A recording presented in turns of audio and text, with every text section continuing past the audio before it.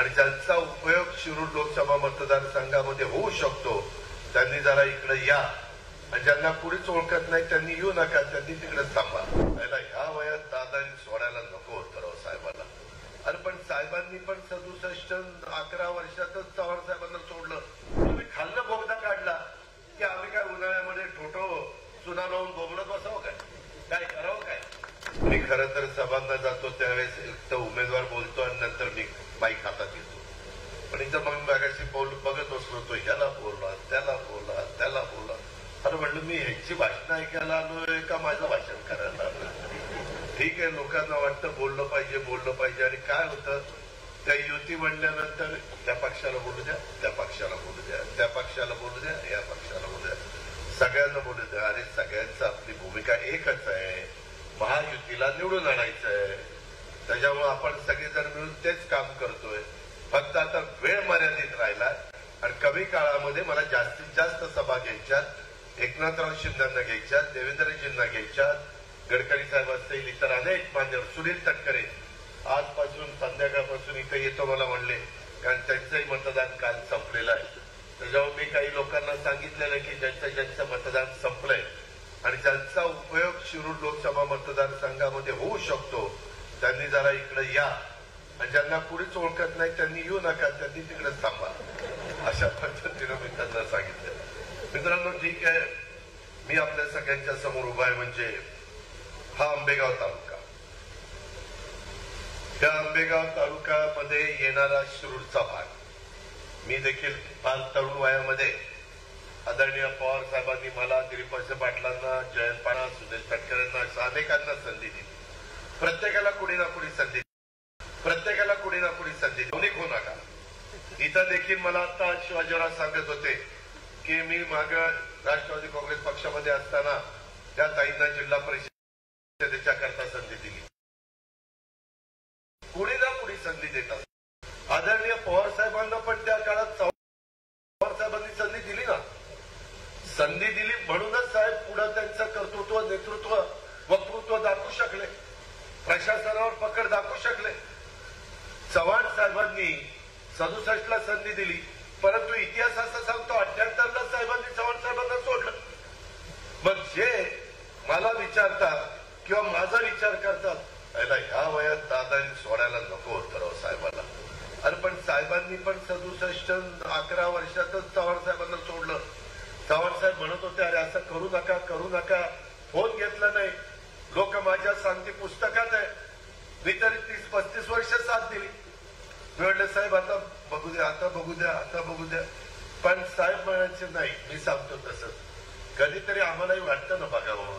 मला का 60च्या वर गेलो आता मी, कधी बघायचं मला काही कळलं ना तुमचं. आणि मी करतोय ना व्यवस्थित काम. मी काही चुका करत नाही. चुका केल्या तर माझा कान धरा, मला जा विचारा. जर आम्हाला कामं करून घेता येत नसतील, सर्व जाती धर्माच्या लोकांना न्याय देण्याची भूमिका आमच्या सारख्याची नसेल, तर तुम्ही त्या ठिकाणी विचारू शकता. किंवा तुम्ही शिवशाहू फुले आंबेडकरांची विचारधारा सोडली का? आम्ही नाही सोडली. आम्ही त्याच विचारधारेने पुढे चाललोय. आणि म्हणून माझं विनंती आहे, आता काही जण का दिलीप वळसे पाटलांनी साहेबाला सोडायला नको होतं. अरे आम्ही कुठं सोडलं? आम्ही साहेबांना समजावून सांगत होतो, साहेब तुम्ही नेहमी, आम्ही यशवंतराव चव्हाण साहेबांची पुस्तकं वाचली. चव्हाण साहेबांचा इथं फोटो आहे. चव्हाण साहेब सांगायचे, सत्ता असल्याशिवाय तुम्ही बहुजन समाजाला, मागासवर्गीयाला, आदिवासीला, अल्पसंख्याकाला मदतच करू शकत नाही. माझ्याकडे सत्ता नाही, दिलीपरावांच्याकडे सत्ता नाही, आणि नुसतंच म्हणायचं आम्ही असं करू, आम्ही तसं करू. अरे सत्ता नाही काय करू? विरोध झाली, ह्याच्यातला 1 रुपया मिळाला नसता, सरकारमध्ये नसतो तर. शेवटी दिलीप वळसे पाटलाचा फायदा झाला नाही. आंबेगाव तिथं आम्हाला सांगण्यात आलं की मागे एक चक्रीवादळ झालेलं होतं आणि त्याच्यामध्ये हिरडा उत्पादकांचं मोठं नुकसान झालं, त्याला भरपाई द्या. जर आम्ही सरकारमध्ये नसतो तर 15 दिवसात भरपाई मिळाली असती. 15 पण नाही, 8 दिवसातच दिली. 15 कोटी दिले का नाही? सगळी सोंग करता येतात, पैशाचं सोंग नाही करता येत. आणि केलेला जसं एक एखादं पीक वाया गेलं, 3 वर्ष शेतकरी उपजायला येत नाही, पुन्हा त्याची घडी बसायला. त्याच्यामुळे आम्ही सतत विचार करत असतो. मगाशी शिवाजीरावांनी सांगितलं डीपीडीसीचा निधी असेल. आज मी तुमच्या पुढे येताना मी डीपीडीसीचा पण निधी दिलीप वळसे पाटील साहेबांना देखील या ठिकाणी जवळपास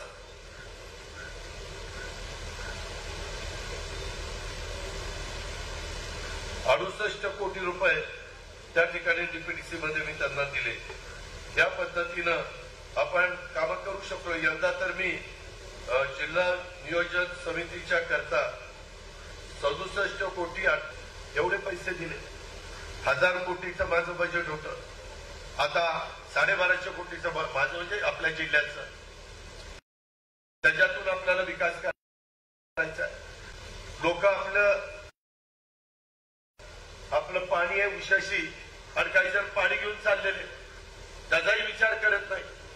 त्याच्याकरता कोण भांडतं? अरे पाणी न्या ना, परंतु जेवढं पाणी आम्हाला जुन्नर आणि आंबेगावला लागतं तेवढं ठेवा. वर बोगदा काढा आणि ओव्हरफ्लोचं पाणी घेऊन जावा. परंतु तुम्ही खाल्लं बोगदा काढला की आम्ही काय उन्हाळ्यामध्ये ठोठो चुना लावून बोबलत बसावं काय करावं काय? याचा विचार काहीतरी करता की नाही? अरे बाबांनो, तुमच्या अंगात किती पाणी असेल तर धरणात पाणी नसेल तर काही करू शकत नाही शेतकरी. मी पण शेतकऱ्याच्या पोटचा आहे. मी पण त्या ठिकाणी शेतीवाडी करतोय. कालच मतदान केलं, आईला घरी सोडलं. आई म्हणली दादा रानात बरेच दिवस गेला नाही. म्हटलं आई चाललो रानात, राऊंड मारला आणि नंतर बाकीच्या कामाला. शेवटी शेती असेल तर तुम्ही आम्ही आहे, तर तुमचा माझा प्रपंच आहे, तर आपल्या मुलाबाळांचं कल्याण आहे. हे आम्हालाही कळतंय.